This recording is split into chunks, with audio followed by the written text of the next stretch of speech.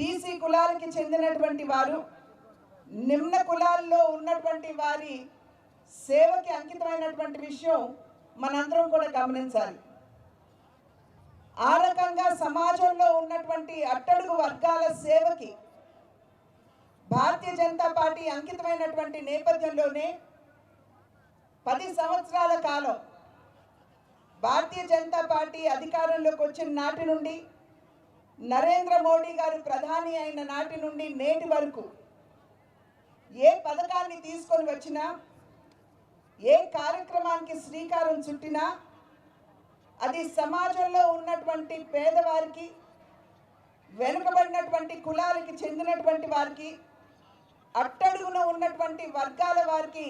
సంక్షేమాన్ని అందించే దిశగానే ఉన్నది అనేటువంటి విషయాన్ని మనం అందరం కూడా ఇక్కడ గుర్తించవలసినటువంటి విషయంగా మీకు తెలియజేస్తున్నాను. అనేక కార్యక్రమాలు తీసుకొని వచ్చారు. ఏ కార్యక్రమాన్నైనా సరే వాళ్ళు సమీక్షించుకున్నట్లయితే ఏ ఒక్క కార్యక్రమం కూడా ధనికులకి హితం ఒనగార్చేదిగా ఉండదు అని చెప్పి మనం అందరం కూడా గమనించాలి. ఆ రకంగా ఆది నుండి భారతీయ జనతా పార్టీ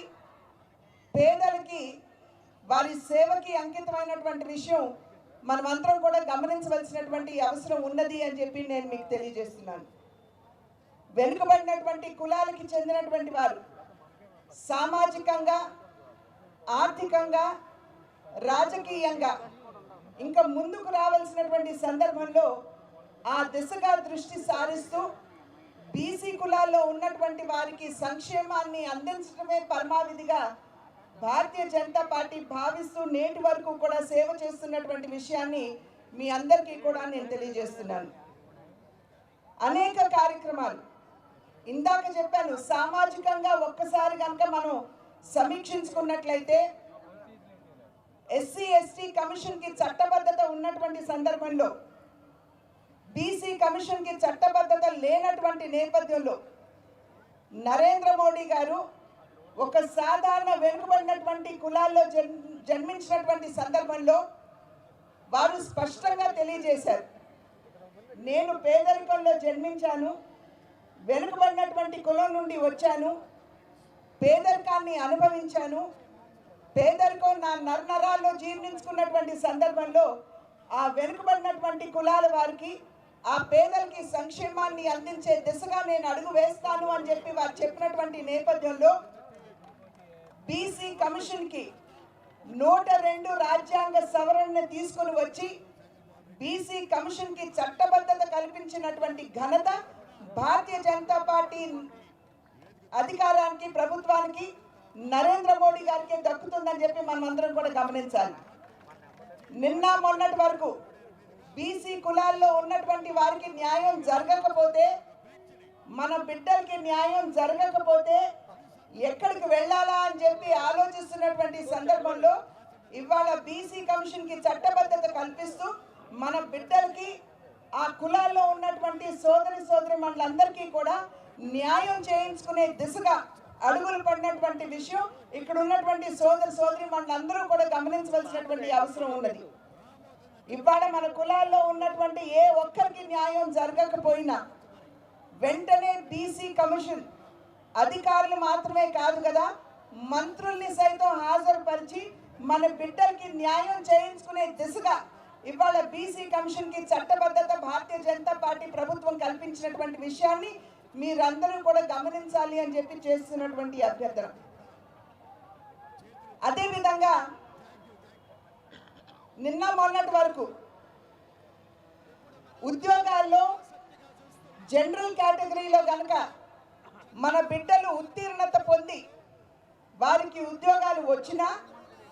వారిని వెంటనే బీసీ కేటగిరీలో చేరుస్తూ, అంటే